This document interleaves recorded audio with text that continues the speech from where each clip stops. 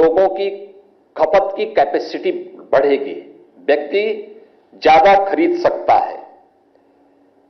अन्नदाता किसानों के लिए देखेंगे ट्रैक्टर, टायर, कीटनाशक, सिंचाई के उपकरण, इन सब पर जो टैक्स है वह घटा करके 5% कर दिया गया है। खेती की लागत को कम करने और ग्रामीण भारत की अर्थव्यवस्था को सुदृढ़ करने में इससे काफी बड़ी मदद मिलेगी। स्वास्थ्य के क्षेत्र में हम देखेंगे तो व्यक्तिगत जीवन और स्वास्थ्य बीमा से जुड़ी हुई जीएसटी को पूरी तरह समाप्त कर दिया गया।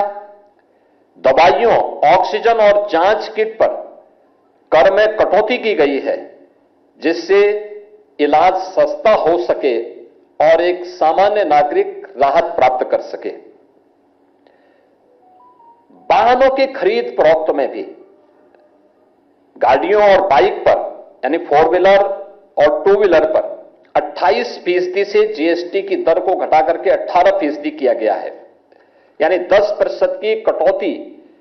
ये चीजें दिखती हैं कि एक सामान्य नागरिक भी वाहन खरीदने की सामर्थ्य रख सकता है और इसका लाभ उसे मिलेगा। स्वाभाविक रूप से प्रोडक्शन होगा, एम्प्लॉयमेंट नए जनरेट होंगे, नए रोजगार के अवसर सृजित होंगे।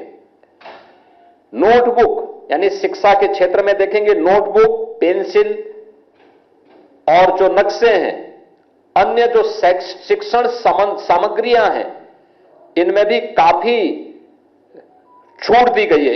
ये कोई इसमें टैक्स नहीं लगेगा। हां, लग्जरी जो आइटम है, तंबाकू है, पान मसाला है, कैसीनो है, इन सब पर 40% तक का टैक्स लगाया गया है। व्यापार में आसानी करने के लिए टैक्स रजिस्ट्रेशन के लिए उसको ऑटो मोड पर किया गया है, ऑटो अप्रूव करने की व्यवस्था दी गई है, उसे रिफंड करने की सुविधा भी उसमें दी गई है।